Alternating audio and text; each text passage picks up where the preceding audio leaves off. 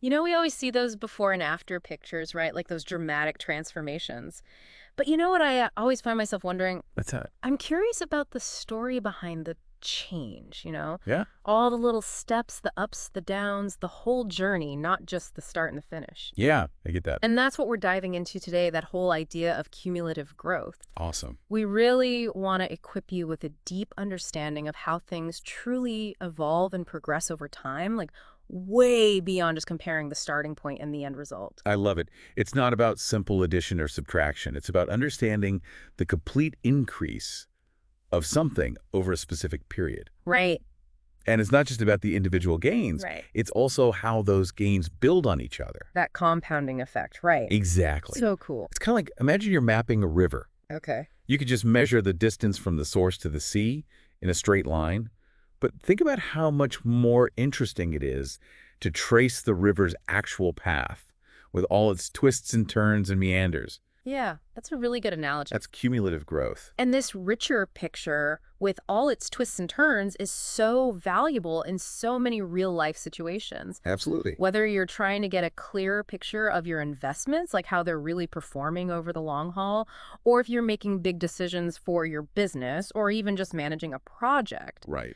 Understanding cumulative growth can help you spot those key trends, see where you stack up against the competition. Uh-huh. It's even essential for long-term planning. It's a really powerful tool to have in your arsenal. Oh, for sure. And for this deep dive, we've got some seriously insightful material lined up for you. Lay it on me. We've got a working paper titled Cumulative Growth and the Catching Up Debate, which is more on the theoretical side, but very in-depth. Okay. We also have a couple of articles that are more hands-on, like Mastering Cumulative Growth Calculation, a comprehensive guide, and Understanding Cumulative Growth. Those are going to give you the practical methods and tons of examples to really wrap your head around how to calculate it. Nice. So we have the theory and the practical too. What else? And to round it all out, we have this text, growthovertime.txt, which really drives home the core concepts and shows you how this stuff plays out in different situations. Love it. So we've got a good mix of resources to dig into today. So where should we start? Well, before we get too deep into the weeds, I think it's important to really nail down how we actually measure and calculate cumulative growth. Our sources outline a few different methods. Makes sense. Starting with the simplest one, there's the simple cumulative growth rate. Okay, yeah, that one's pretty intuitive. Basically, you take where you ended up, subtract where you started, and then divide that by where you started, right? You got it. So let's say you invested $1,000 Hmm. and it grew to $1,500. Okay.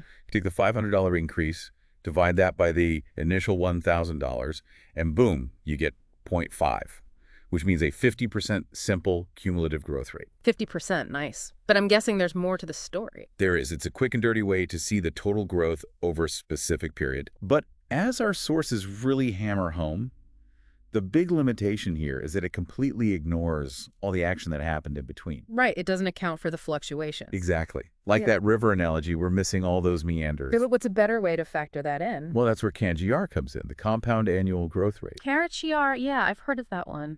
Might sound a bit more intimidating, but it's actually a super helpful way to look at growth. Break it down for me. Sure. CAGR is all about finding that steady annual growth rate that would get you from your starting point to your end point over a set number of years. If everything was nice and smooth, right? Right. Like a perfect world, no fluctuations. Exactly. And the formula is a bit more involved. You take the final value divided by the initial value, raise that to the power of 1 divided by the number of years, and then you subtract 1. Okay, so a little bit more complex, but I'm following. Let's go back to our $1,000 example. Okay, $1,000 to $1,500. Yeah, but this time, let's say that growth happened over 5 years. All right, 5 years. Let's plug that into the COVID-year formula. What do we get? It comes out to approximately 8.45% per year. Interesting. So the simple cumulative growth was 50% over 5 years. Right. But Stedger is telling us that the average yearly growth rate was about 8.45%. Exactly. So even though there may have been some years that were killer and others that were a bit slower, StageR gives you that single consistent rate, I see. which makes comparing different investments or different periods of growth, like apples to apples, way easier. Right, so you can see how two investments performed even if one was super steady and the other was all over the place. Exactly.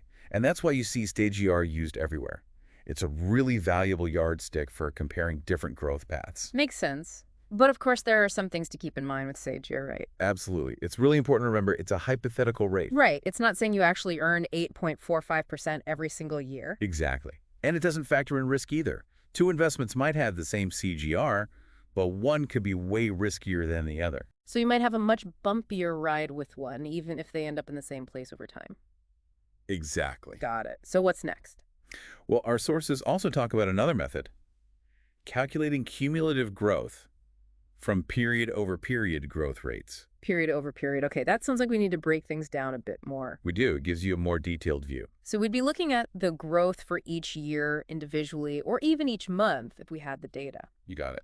Interesting. Okay, walk me through that. The first step is calculating the good old-fashioned growth rate for each period, like we've done before. Subtract the previous value from the current value. Divide by the previous value. Exactly. Got it.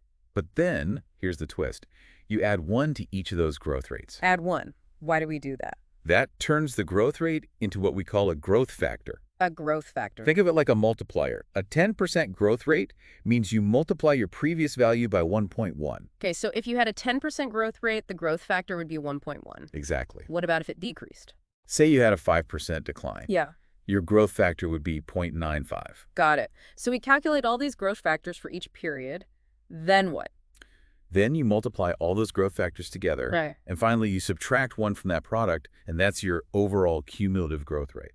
Okay, let me try an example. Let's say we had these yearly growth rates. 10% in year 1, then 20% in year 2, and then a dip, let's say a negative 5% in year 3.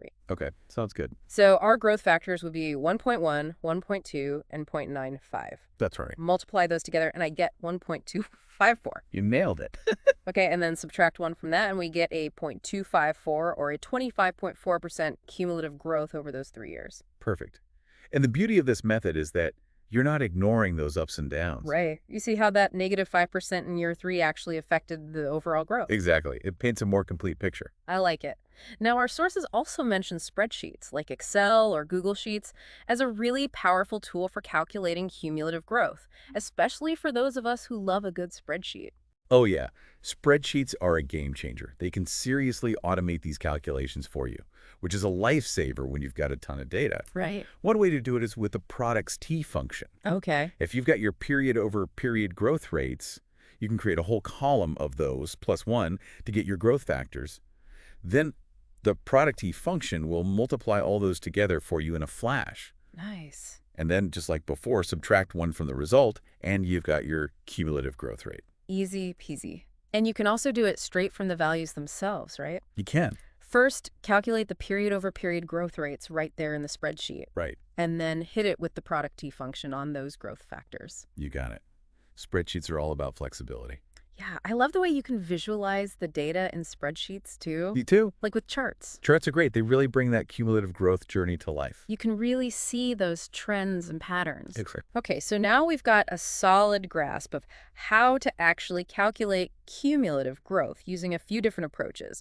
But let's zoom out a bit and talk about this catching up debate we see in economics. Okay, yeah. It sounds like it's about how different economies grow over time. That's the core of it. It's this big question about why some countries or regions experience faster economic growth than others. And the debate is about whether less developed economies can catch up to the more developed ones. Right.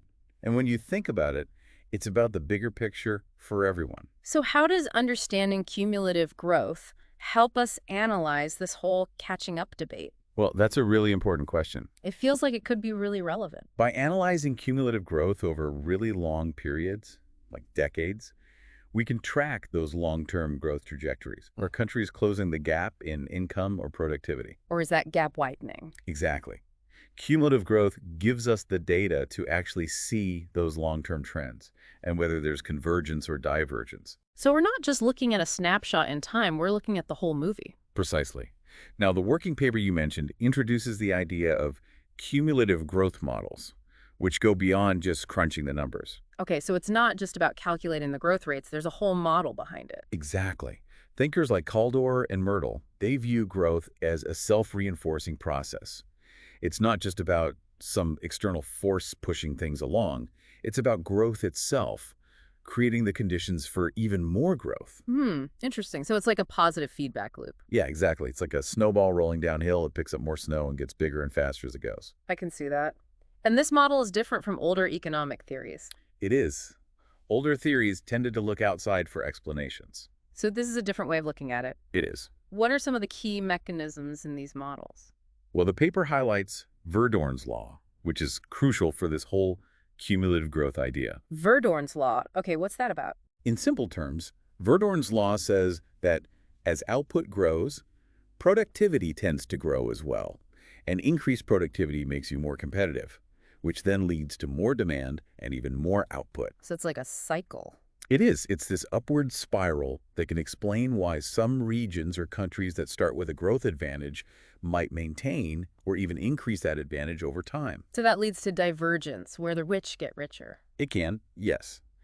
But the whole idea of the catching up debate suggests that it's not always a one-way street. Right. So how do these models account for that possibility? Right. Well, the models explore several factors that can lead to convergence. Convergence, where the less developed economies can catch up. Right. One important concept is technological catch-up. Okay. Less developed economies could grow faster by adopting technologies that are already used in more advanced countries. Like leapfrogging ahead? In a way, yes.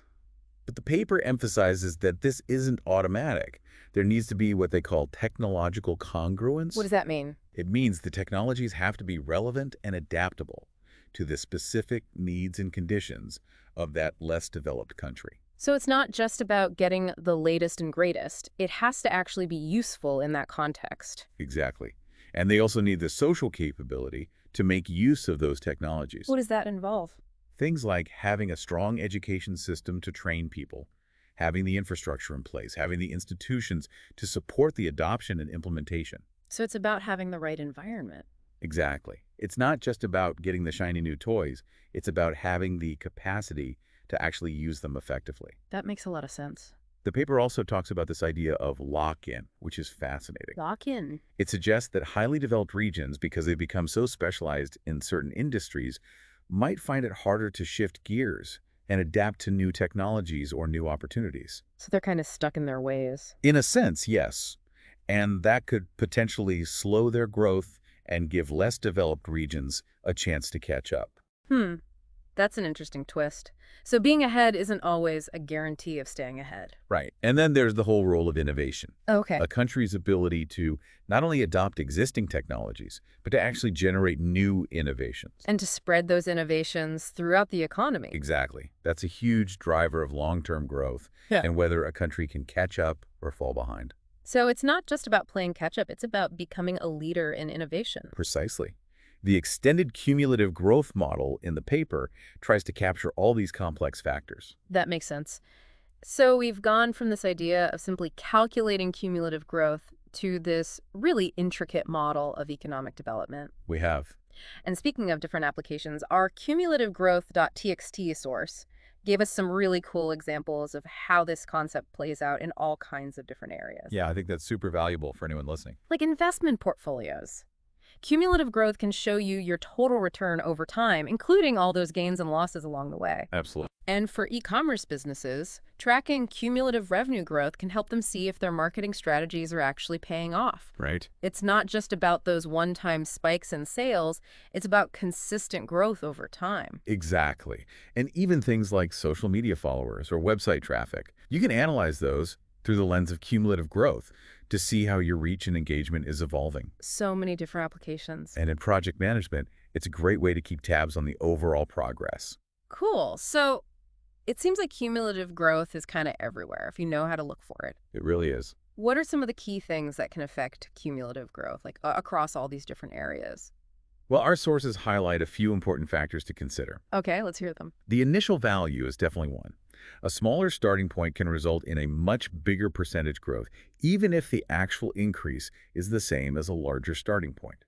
So starting from a lower base can make your growth look more impressive, even if the absolute gain is the same. Right. And then there's the volatility of the growth rate itself. How much it jumps up and down. Exactly. Those fluctuations can impact the overall cumulative growth. And of course, time is a big factor. The longer the period you're looking at, the bigger the potential for compounding to really juice up that growth. Absolutely. And don't forget reinvestment.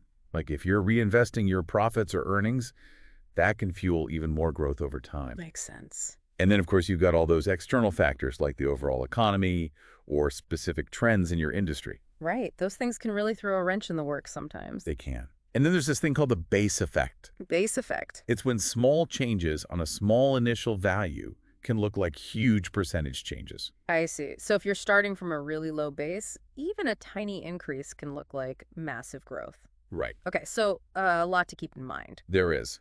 It's not just about the final number. It's about understanding the context. Our sources also gave us some good tips for interpreting cumulative growth effectively. They did. One of the big takeaways is to always be mindful of the time frame. Yes, that's crucial. Comparing growth over very different periods can lead to some pretty misleading conclusions. Personally. And it's important to compare your cumulative growth to relevant benchmarks like industry averages or how your competitors are doing. Right. Don't just look at the final number in isolation. Exactly. Look at the underlying data, too. See what contributed to that growth. Yep. And think about the risk involved. Right. Sometimes higher growth comes with higher risk. It often does. It's about understanding the whole journey, not just the destination. And our sources also warned us about some common pitfalls to watch out for. They did, some really important ones. Like using that simple growth rate for super long periods. Right. It's easy to forget about the power of compounding. And ignoring the volatility, all those ups and downs along the way. Uh-huh. And comparing growth over different time frames, that's another big no-no. Definitely. And remember, cumulative growth is just one piece of the puzzle. Right. It's not the whole picture. Use it with other metrics to get a more well-rounded view. And of course, double check those calculations. Always. So as we wrap up our deep dive today, it's clear that understanding cumulative growth gives us a way more insightful view of how things change over time.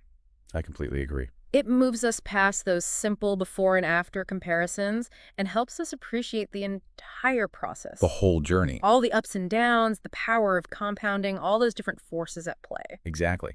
And as we've seen, whether you're looking at your investments, your business, or even the global economy, these principles of cumulative growth can help you make smarter decisions. It's about having the right tools and being aware of the limitations, but once you understand it, it's a really valuable lens for understanding growth. Couldn't have said it better myself. So here's a final thought for you to ponder as you go about your day. Think about all the different ways we can calculate cumulative growth and all those factors that can influence it. What single metric do you think provides the most insightful picture of long-term progress in a field you're really passionate about? Ooh, that's a good one. And why? Think about what the data is actually telling you. Really dig into the story. Look beyond those final numbers and consider the whole journey. I love it. Thanks for joining us for this deep dive into cumulative growth. It was fun. Until next time, keep those minds curious. Keep them curious.